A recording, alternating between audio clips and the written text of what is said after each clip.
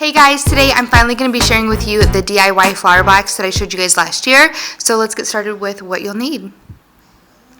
So you're going to need some kind of craft box. You can pick the size, and then you'll want the foam craft cube to go with it. So you want to just make sure that they are relatively the same size.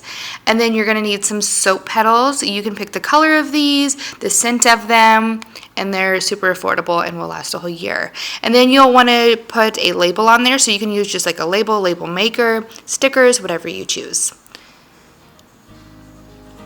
So the first thing that you're going to do is put the foam inside the box. You just drop it in. I don't even take the wrapping off of it. I just keep it on there. You can hot glue the little petals inside if you're going to be giving it as a gift. If you're just going to be using it around the house, it's not like necessary because it's just going to be sitting and they won't move or anything. But I keep the little plastic on the bottom of them. I just feel like it gives a little bit more stability to them and helps them fit in really nice and tightly. And I wanted to give you a couple different views so you could see exactly what I'm doing and the placement of it and basically just how it all comes together. And with Mother's Day right around the corner, I just feel like this would be the perfect Mother's Day gift.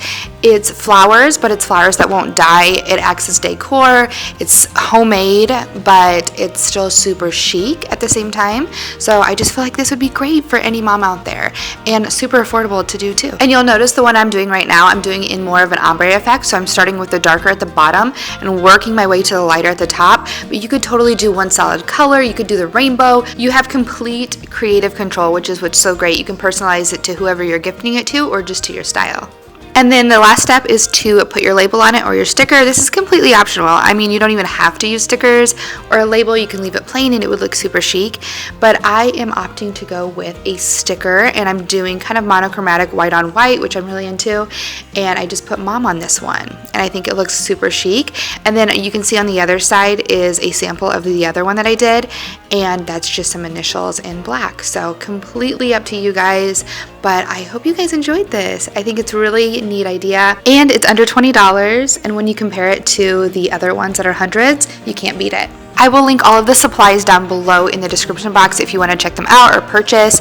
And if you do recreate this, please let me know. Tag me on social media. I would love to see your creations. So I hope you guys have a great day, and I will see you in my next video.